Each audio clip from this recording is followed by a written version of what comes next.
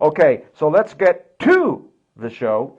Okay, can God really fix this mess? Now, you know, each week we start this series with, okay, facing adversities and coming out a winner. How do we do that? Well, many of us are facing adversities. Many of us are going through hard times where we can't avoid it. It happens. It hurts. And we lose. And we make the mistake of not taking a winning role in the loss. And I say it each week, you can win two ways. One way, you lose, and you walk away a loser. The other way is you lose, but you walk away a loser with virtue. You learned something. You came out better than you went into that. Any mistakes you've made last year, it's okay.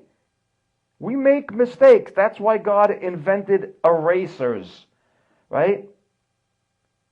Christ's blood is the biggest eraser of all.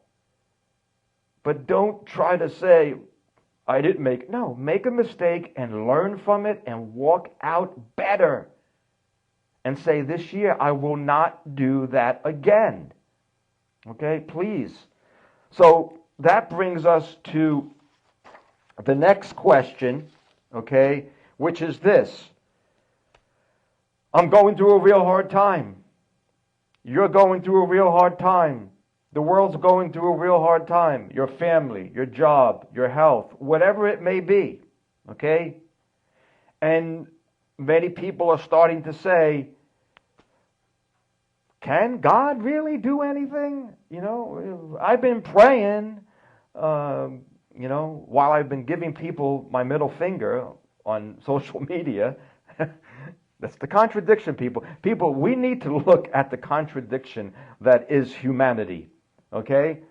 What do we say? God bless America. But everything we say is anti-God.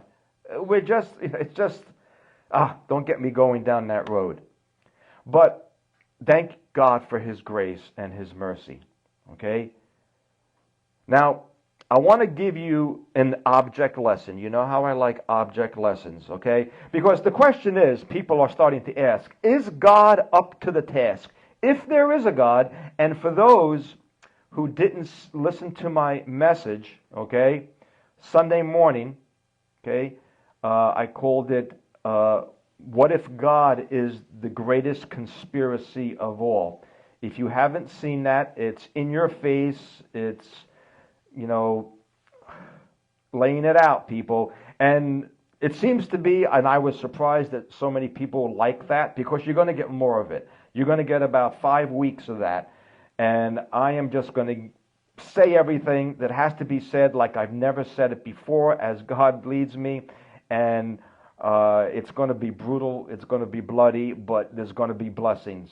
Brutal, bloody, and blessings. Why? You don't put that together in a name of a song, but you know what? In Christ we do. Because we've been bruised, we've been bloodied, but we're going to come out blessed. Okay? If you learn something, if we change our ways. So let's use this example. Okay, let's say you have a problem. Let's say your house is falling down. And now that might sound strange, but it really is true. I had a visit from a dear friend of mine who was visiting from North Carolina, and she was concerned. She has a house upstate that is actually falling over. The foundation is rotted and the house is starting to tilt, and she was very concerned. And we prayed that she would find someone to fix that, and she was very, very concerned about that. Now, what do you do when, and I want you guys to interact with this, what do you do if you have a construction problem in your house? What do you do? Well, who do you call? You look for a contractor that specializes in that. By the way, Sally's husband, Rob, is a great contractor, and that's immediately who I called, and going to try to somehow help that lady out. So you call a contractor who specializes in the problem that you have. But what else do you do? Let me ask you guys, I'm going to ask some questions here. If you have a problem, let's just use our home as an example, because our home is really a picture of the house that we live in, which is our body. If you have a problem with your home and you call a contractor, what other questions do you ask? Okay, what do you want to know about that contractor? Anybody? Let me have some feedback out there. What do you want to know about that contractor? Okay. Your house is starting to fall over. Do you want to know if he specializes in plumbing? Or do you want to know if he specializes in working on roofs? Or do you want to know if he specializes on structural damage, right? Structural damage. You guys out there? I'm not getting anything. So you want to have a contractor who specializes. Okay, there you go. Charlene has it. Okay, foundations, right. You want to know he's able to not put just a roof on, but a foundation. Rich says experience. There we go. You want to make sure he has experience. Okay, there you go. Sandy, reputation. Awesome. Okay, reputation. What's his reputation? You know, now with the computer world, we can look around and we can see what people say about companies, right? Do they get thumbs up, thumbs down? Are they rip-offs? Do they really know what they're doing? Right? Great answers, okay? And you might want to know about references, which is basically the same as reputation, okay? And then you want to know what else? You want to make sure, what do you want to make sure the contractor has, okay? What do you want him to pull up in? Okay, what do you want him to see? Sally says equipment. That's right. You don't want to see him, pull up on a bicycle with a little tool pouch on his hip. Okay? You want to see, okay, that's another one there, Dorothy. Licensed. Okay? Licensed. Does he have a license by the state he is in? Marion says a big truck. With a lot of guys and a lot of tools, with a lot of nice signs. People say, who cares? No, it does matter, okay? It makes you feel better when you see all these protocols. Now, here's the big question. You've done all those things. You've checked all the boxes because you have a problem, okay?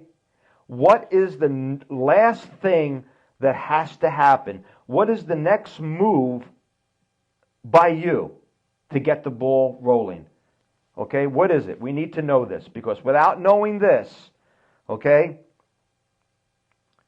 we're not going to go forward. What is it, after we've seen the reputation, the references, the license, the nice truck, he's got the tools, maybe he has an album with pictures, okay, a contract, okay, definitely want to sign a contract, okay? Price, definitely want to know the price, but I'm looking for one thing else. What is the one thing that gets you to sign the contract and say, okay, let's go ahead? What do you need to exercise?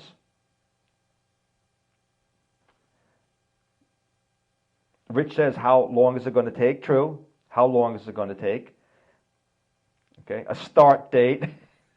Yes, okay. Yes, okay. The answer is, people, you trust him. Okay? There you go. Marion just said it as I said it. Confidence in him.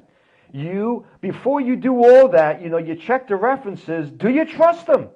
Because if you don't trust him, how you have that inner gut feeling like, I don't know about this guy. I just don't feel it. I don't know if I want him in my house. You've got to trust him. You got to trust him. And I tell you, these things are really important. Today, I was at one of my most fun things to do. I know it's crazy. I like buying tires. I don't know. I'm a big tire guy. And somebody that I know from church, I found a cool tire company in Ronkonkoma, a Christian-owned, great guy.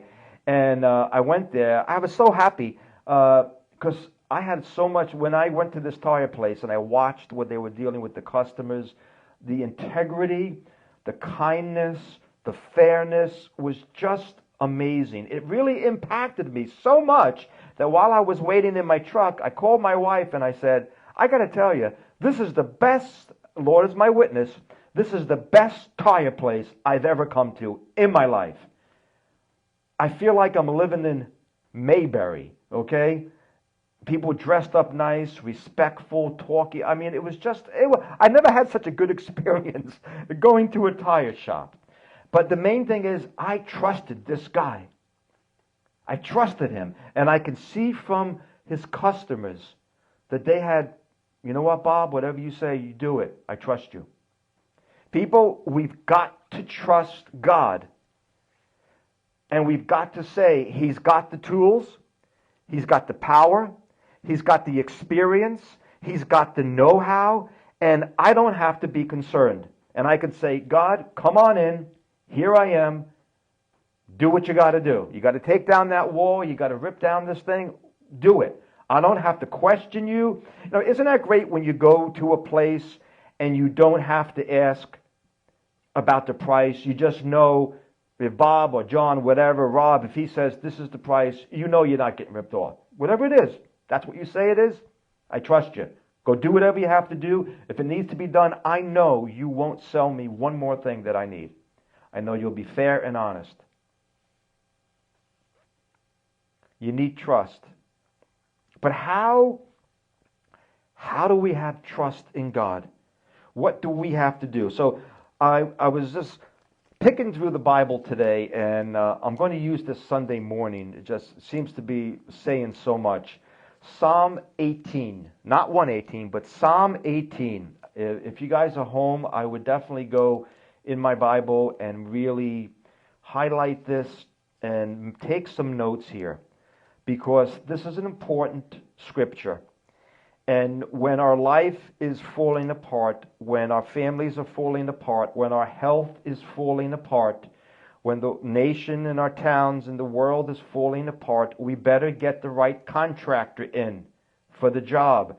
And there has to be a protocol. There has to be a sequence of events that need to take place on our part and on their part. Because remember, back to the contractor there, you know what? We did our part, right? We signed, we looked at everything, we signed, and then he does his part after we do our part. Because he's not going to start construction or reconstruction until we sign the contract. Well, how do we sign the contract with God? Let's check out Psalm 18, verse 2. And we're not going to have time, but we're going to go through as much of Psalm 18 as we can, because it is filled with nuggets and gems of great worth. So Psalm 18, verse 2, okay, right off the bat, man, this is right in our face. The Lord is my rock. Three things. The Lord is my rock. Three things. Okay, if that isn't where you're at, we can't go any further. The Lord, what does that mean? Well, we know it's all in upper caps. That means we're not saying Buddha is my rock or whatever. Tom Cruise is my rock. I always joke about Tom Cruise, in case you don't know this. The reason why I do, because he believes he's a type of a god. He is the chief priest of Scientology. In case you don't know that, he's the high priestess of Scientology, and that's where all the movie stars go, and that's where they get their faith, Scientology. So, who is your rock? Is it Tom Cruise? Is it Buddha? Is it the government? Is it Mary down the street? Who is it? Who is your rock? Well, because there are many gods, one creator. And his name is the Lord, Yahweh God. So you have to decide, who's it going to be? Is it going to be Creator God? Okay? I remember one time, and you might say, well, of course it's God. What else would I put my trust in? Well, many things. I remember this one lady who was having problems with her son, and he was really, really sick. And he got really sick, and something happened. I forgot what happened, but I said, you know what, you really need to turn this over to Christ and everything. Because you know what? I tried God. I tried Jesus Christ. He didn't do nothing for me. You know who changed my life? Odin. Okay? And Odin is just another name of many gods. It's a Nordic god. And Baal from the Bible, Baal or Baal or Moloch, they're all names of demonic gods. And this person, blatantly said, no, I trust in Odin. I prayed to him, and they were into like, what do you call it? The paranormal. And Odin did what I needed. And so they decided to follow Odin. And it was an ugly story. It didn't end well. Okay? That's a true story. So you have to make sure before your world, your life, your family, your heart is reconstructed. Because remember, it's already been constructed.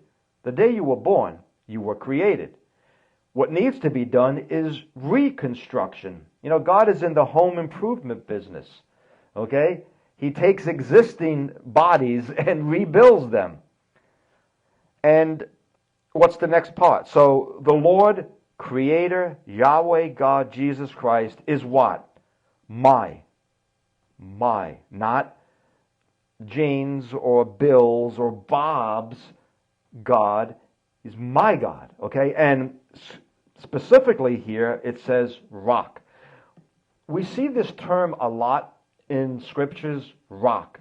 Why does God use the word rock? Well, because rock is solid. Okay, if you play rock, or what do you call it, rock, paper, scissors, okay, rock always wins because you can't beat rock. In case you don't know it, rock always refers to Jesus Christ, the rock. Okay, he is the rock. Okay, as Stryper once said, he's the rock that makes me roll. Okay, Jesus Christ is the rock that makes me roll. So, who's the rock of your life? Who's the rock of your life?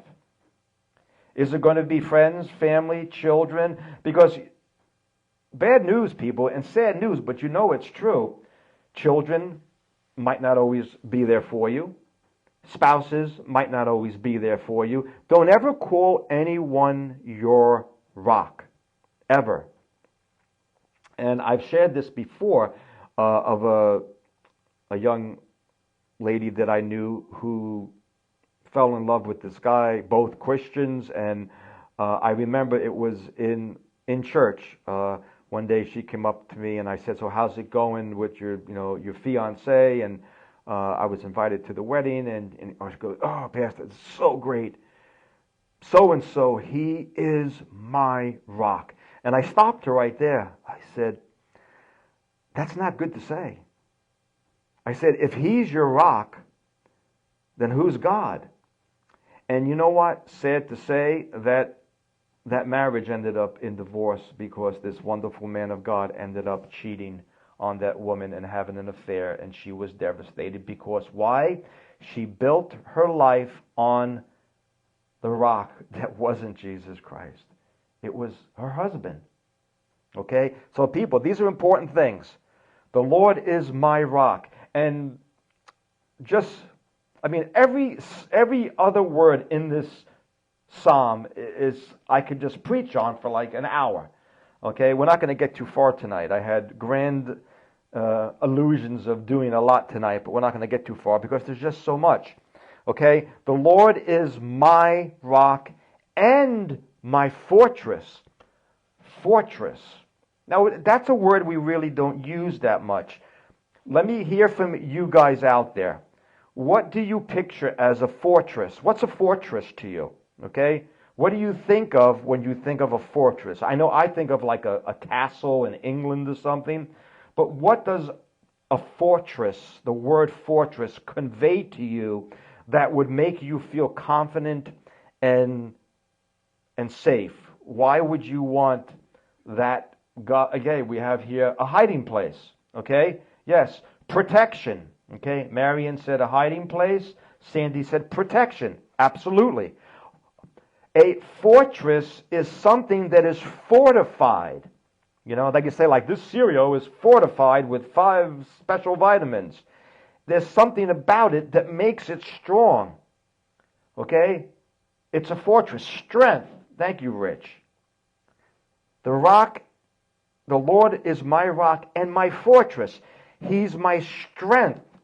He's my protection. He's my hiding place. Okay? And it even goes even further. What's the next thing? And notice all the personal my. He is my rock, number 1. He is my fortress, number 2. He is my deliverer. What do you think about when you hear the word deliverer?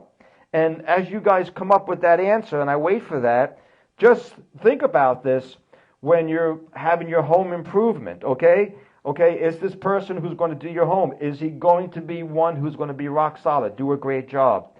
Is he someone that you can trust that when the work is done and he leaves, the house is not going to fall down? And if there is a problem, is he going to come back and repair the damage? Okay? God is your rock. He should be your fortress, your deliverer.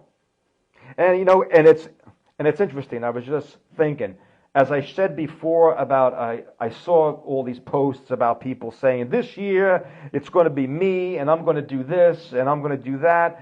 I mean, the scriptures are clear. No, this year the Lord needs to be your rock, not you. This year the Lord needs to be your fortress, not you. This year the Lord needs to be your deliverer, not you. And let's see what we got here. Completer, okay? A completer, one who completes that which he started. That's a good one, right? You know what? How many of you heard of contractors who came and never came back to finish the job? You're left with half a job. You didn't sign a contract, the guy took off. Now you got, what do you always learn? Don't pay him in advance or everything. I've heard it happen 100 times. Okay? Deliverer. Okay? God is going to be one who's also able to deliver you. Yep. Safe place. Safe place. Okay? Now, interesting thing, and it might confuse you, it says, so the Lord, this is Psalm 18, verse 2, and if you have your own Bibles and you're at home, I want you underlining arrows, thinking upon each one of these. The Lord is my rock, my fortress, my deliverer, my God. Now, why would it say my God? Well, didn't we conclude when we said the Lord? No, because the word God here is where we get the word to govern. The one who controls my life. The one who is in authority. And I submit to that authority. His name might be the Lord, but is he the governor of my life? Is he the one that when he says go right, I go right? You see, you could know God but not follow him. How many have done that? I put my hand up. I know God and I haven't followed him. So he was my Lord but not my God. What else do we see here? My strength. My strength. Now, why is that so important? And why is that so hard? Well, getting back to everybody who thinks they're so tough and cool and powerful, and no one's going to push me around, and I'm going to put the big B on this year, and you watch out, because I'm a diva who's going to come and knock you over. Well, who is your strength? You are. Why does everyone hate to admit they're afraid and they're not strong enough on their own? Pride. God will never work in your life if you think the cat's meow. You are everything. You are the one that everybody better watch out for, because here she comes walking down the street, and everybody better watch out because you don't want to see me when I'm ticked off. How many people do you know with attitudes like that? They're everywhere. But you know what? They're all liars. They're all liars. It's a front. It's a fake. It's a facade. And this is a big one here, people. The Lord is my strength. Is that what makes you strong? What are you saying? We got some things here. Bam. It's like Batman. Bam, bam. Yeah, we're going to knock him out of the park tonight here. Yes, the Lord is my strength. Okay? Because it's either I'm going to fight this world in my strength, or I'm going to fight it in God's strength. People, I fought it in my strength for a long time. I don't win. Okay? Everybody who's so, you see all the posts and all the stuff, man, I hate everyone, this person, I hate men, I hate women. You see all the crying on social media of how everyone, I'll never let anyone trust me, I'll never trust anyone again. Look what they did to me. Well, why did that happen? Because you thought you were strong. Okay? And you tried to deal with these things. But imagine if the Creator was your strength. And then, gosh, there's so much here in this verse. I didn't even realize how much was here. He is my God. He is my strength. And then a determination, a positive determination to not just say all those wonderful and flowery things, but to say, in whom I will trust.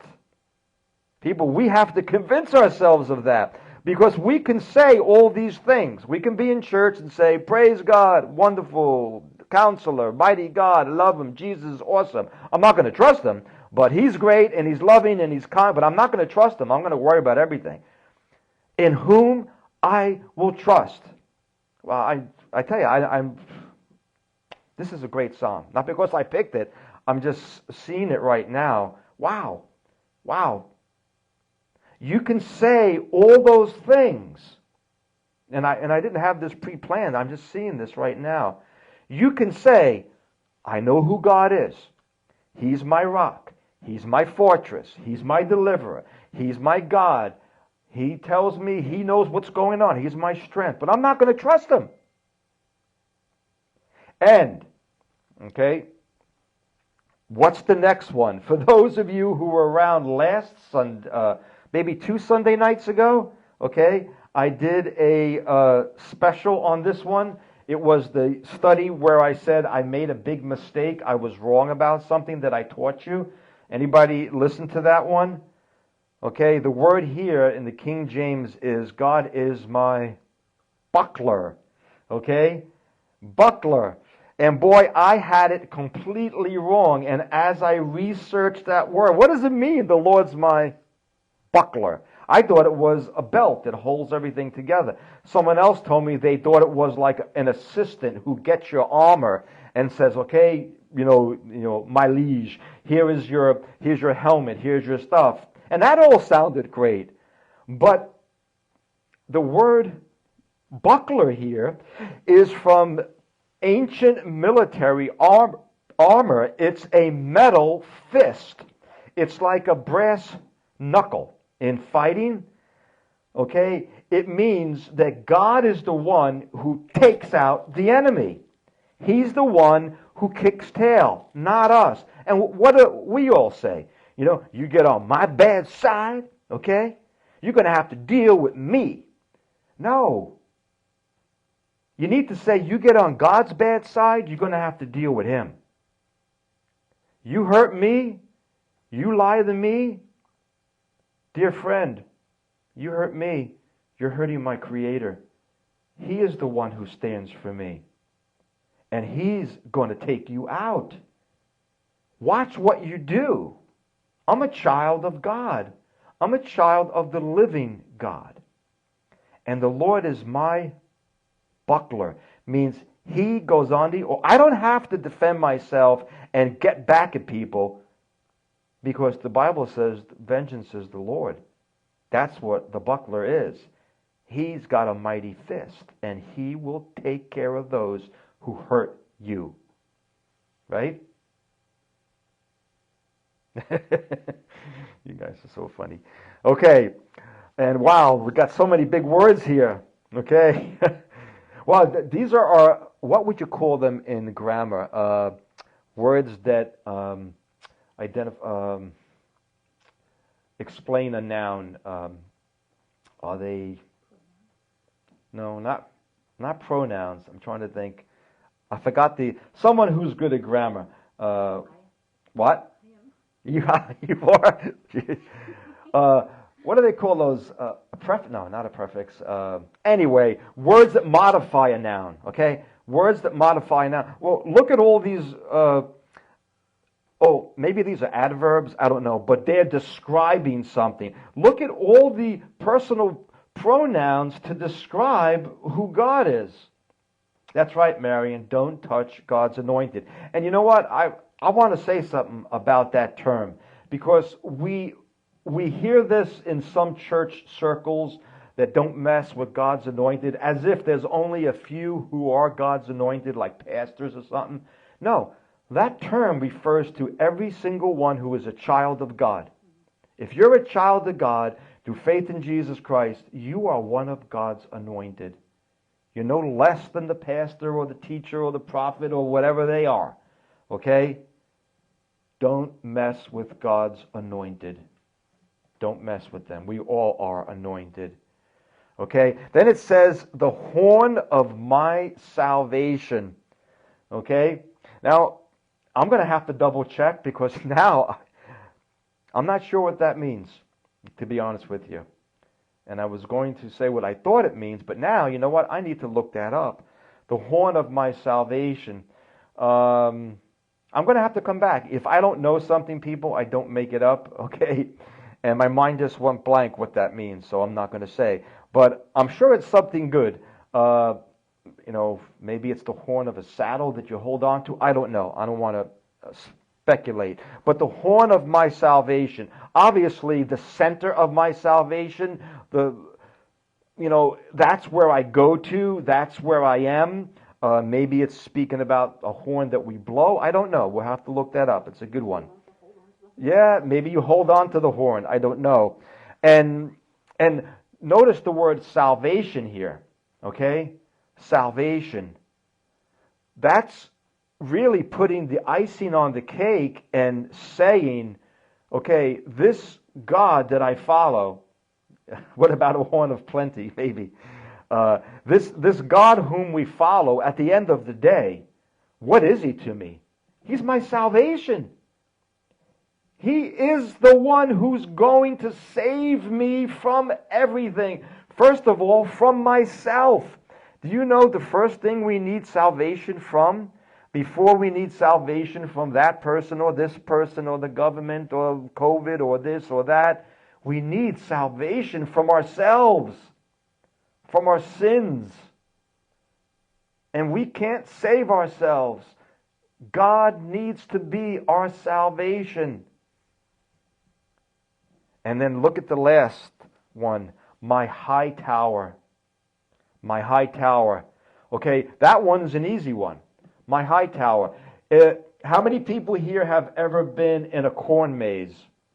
Okay, ever go to a corn maze? I don't like them because they make me get freaked out, because I don't like getting trapped in there and I can't get out. And if you notice, in a very big corn maze, there's a tower in the middle. And there's a person up there who's watching you. Because if you get lost, what makes them better able to get you out? They can see where the entrance and the exit is. And they tell you, make a left here, calm down, make a left there, a right there. I think I went to one corn maze where they had little flags and little things. If you got panicked, you put the flag up, the person in the tower would see your flag and say, just keep your flag up, it's going to be okay, and we'll walk you out.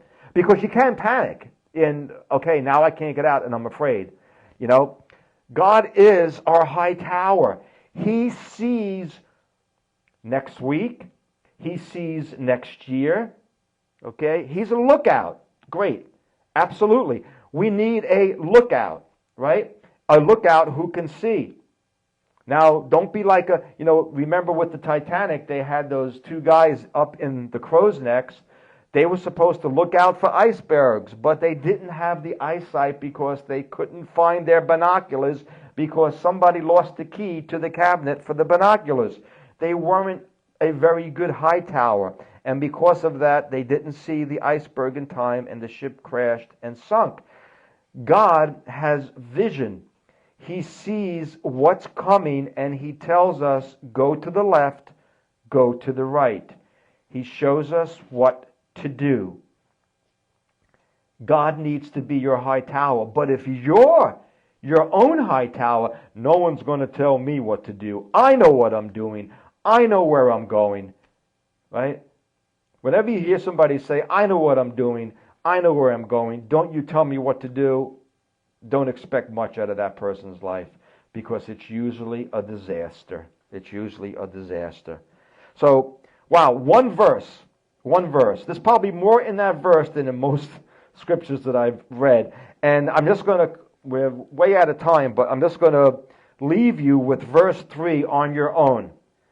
Because you have seen all of those things, and if you made the choice to trust in what you say you trust in, then what will you do? Verse 3, I will call upon this Lord, who is worthy to be praised. Right? Worthy to be praised. Oh, okay. Sandy looked up in her student Bible. Very good. I love good students here. She looked up and she helped me out. It says, he is like the strong horn of a fighting bull. Okay, I'll buy that. That sounds good. Okay, so the Lord is the horn of my salvation. You don't want to mess with him. He's like a bull. That sounds good to me. I'll triple check it, but I trust you, Sandy. Okay, and because of all these things, what do we need to do in this day of trouble, in this life of trouble, in the situation that you're in? I will call on him. Because remember, back to the contractor, if you signed all the papers and you did everything, and he says, okay, call me when you're ready for me to do the work, but you never call him, well, you might have done all the background checks, you might have signed the documents, but you never said, okay, start next Wednesday. You and I this year have to say, God, come, fix me, I'm calling you. And I know I can't do it myself, and I know me being how great me is not the answer. It's me looking to you. Why? Because you are worthy to be praised. Do you know what? No one's worthy to be praised. Only God is. So shall I be. And what is the result? Question, problem, solution. So shall I be saved from my enemies. Okay? It's a promise. It's a done deal. But look at the protocols. Look at what we must go through. Do we have problems with music again? Slacking there. Slacking Sally. So anyway, we're gonna bring this to a close tonight. Anybody have any comments or thing they'd like to add to this? Because we're gonna continue this for the next couple of weeks, and we're gonna pull some meat out of this, because this is something that is true, people. This is true. And what have we learned? What have we learned, people, over these last 2 years and going into 2022? What have we made our rock? Science, the government, people, everything but God. And how has that worked? It's not working. Okay? Now, and I always say, people, God uses science. God uses medicine. God uses all those things. But if those things become the rock, then God can't be the rock. If things were to turn around, who we praise is important. Okay? If we praise this person or that person, say, thank you, you got us out of it, then we'll never get out of it. The praise needs to go to the one who ultimately makes all things happen. And that is God. I pray that you know him through Jesus Christ. Okay, thank you everyone, and I look forward to doing a study tomorrow night. Thank you for the birthday wishes. It's been the best birthday, really. I don't think I've ever had. I just so much love, and I really appreciate it. And we'll see you guys tomorrow night, and Lord willing, for the rest of the week. Oh, Saturday, if you're in the area, we're going to have a movie night. God is Not Dead, Part 4, I think it is. God is Not Dead. Popcorn will be served if you're interested in the Long Island area.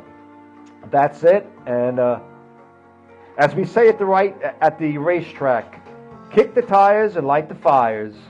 We'll see you next time on Life Talk Live.